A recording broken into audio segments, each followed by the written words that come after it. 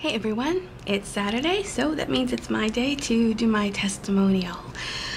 Thank you for coming back, and thank you everybody for all the great comments and support that I've received thus far. I really appreciate everyone's response to the channel as a whole through thick and thin. It's such an awesome thing, and I'm so glad to be a part of it. So I had a really good week. I've lost a total of 10 pounds since I started the diet, and I'm really happy about that. However, I do understand that most of the weight is going to be water weight, but you know what? I'll take it. I'll take it. I know that now it's water weight, but I'm going to be burning fat eventually. So I feel my metabolism kicking in. I feel healthier. I feel like I have more energy, so that's a good thing. So I'm just gonna keep on keeping on, and when I fall down, just pick myself up and dust myself off, and you know, look ahead.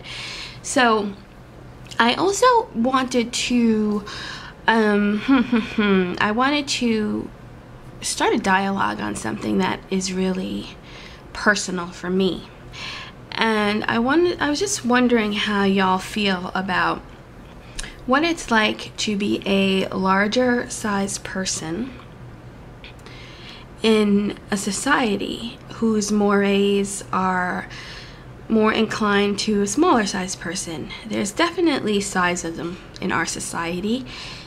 Things that most people take for granted, larger girls kind of can't, like amusement parks, diner booths, airplanes, what else? Certain chairs, waiting room chairs, chairs with armrests, oof, limiting. Movie theater seats, some movie theater seats, like older movie theater seats.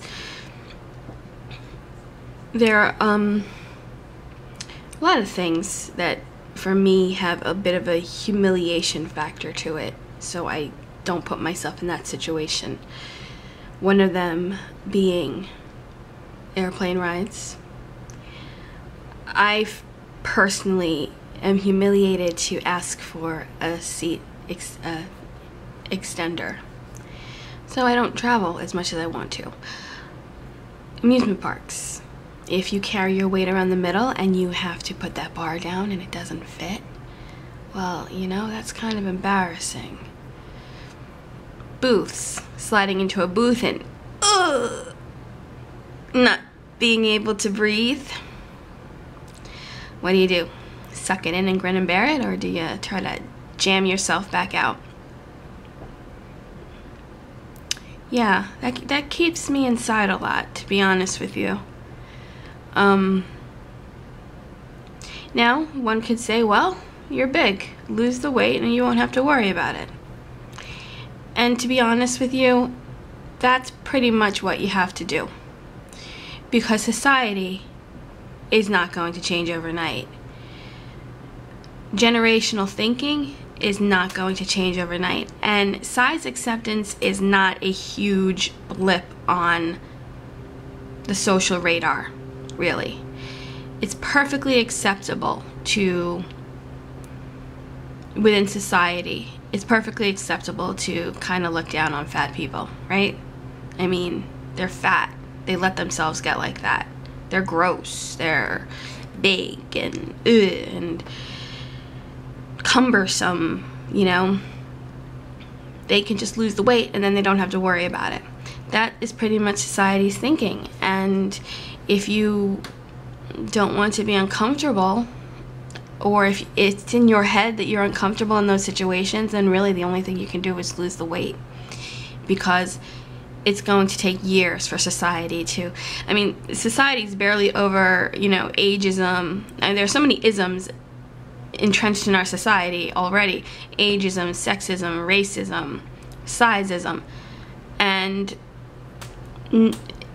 there's a lot to do. Our society has a lot of gains to make, a lot of strides to make, and it's not there yet. So I don't think I'm going to be seeing a whole big fat acceptance movement in any time in the near future. So what can I do? Well, if these things make me uncomfortable, if I find these things humiliating, then I have to change myself. And it's not as easy. It's not just on a diet and going to the gym and losing the weight, because you have to address what's in here, what's making you feel, what is missing, or what is going on in your head that you turn to food as a comfort, as a punishment, as a crutch, which, because you can lose the weight, but if you don't address the emotional aspect of it, then chances are you're going to gain the weight, and you're going to gain the weight, you're going to gain more weight, you're going to end up at a larger weight, and that's what yo-yo dieting does. It's one step forward, two steps back, one step forward, two steps back, and the end result is you're bigger than you were than when you first started. I'm probably feeling kind of crappy. I know, trust me. So it's really important that you address what is going on in your head. Why do you turn to food? Because if you sort of leave that out, it's going to happen. You can be a size 2 and, you know, you could be a size, you can get to your goal weight, but if you don't address, I guess, your sadness or your stress, then it's gonna come up again. It's gonna creep up again, because there's a lot going on, and the source of your issues can't just be your weight. So that, I would love to hear what you guys think about that. I would love to hear how you cope if you find that your weight holds you back in a lot of things, or if you are like some people I know who are just amazing. They are, I know this one woman, she's about 24, and she is fit. There's a misconception that if you're larger, you're unfit. That's not true. I'm unfit. I'm working my way to being fit, but that's because I stopped exercising. But she's a size 24, and she can kick most people's ass at spin. She's amazing, this girl. She hikes every week. She's incredible. And when she's at spin class, she's like up, down, up, down, up, down. And I'm on the floor, and she's bouncing on the bike. It's unbelievable. So she is really incredible, and she had the epiphany that she, oh, my air conditioner just went off. Ugh. Sorry about that. I've got like that old school wall air conditioner. Okay, so yeah.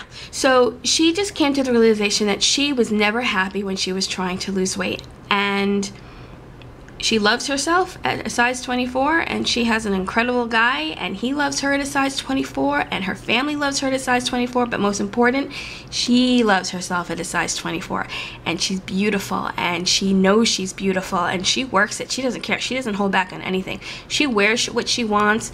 She does what she wants. She's an incredible advocate for size acceptance. She's a very vocal advocate for size acceptance, and I admire that. But that's her. That's where she is. That's not where I am. I can't say that I'm happy in the process of losing weight, but I know I'm not happy being where I am. So it's a personal choice for everybody. And I would also love to know what you guys feel about size acceptance and society, and how society views larger people in general, and you know, the challenges that you face, because I'm behind the camera and you're watching this, but we are in this together, and I draw a lot of strength from your guys' testimony. You know, I get some remarks that, you know, I find strength in you and you're an inspiration, but I think you're an inspiration. You're inspirations to me, because I love reading your stories. It just makes me feel like I'm not alone. And I appreciate that so much, because sometimes you feel like you're the only one who feels this way, and knowing that you're not is really cool. So yeah, so this is where I am this week. I'm 10 pounds lighter. I'm really happy about that.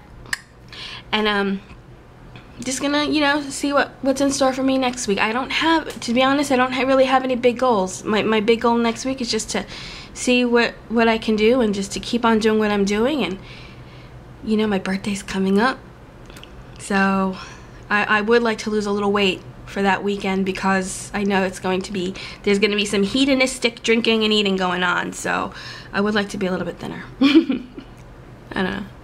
Hey, I'm part of society. I buy into it. I can't help it. I'm doing the best I can. So thank you so much, everyone, for checking this out and for visiting me and all that good stuff, and I will see you next week.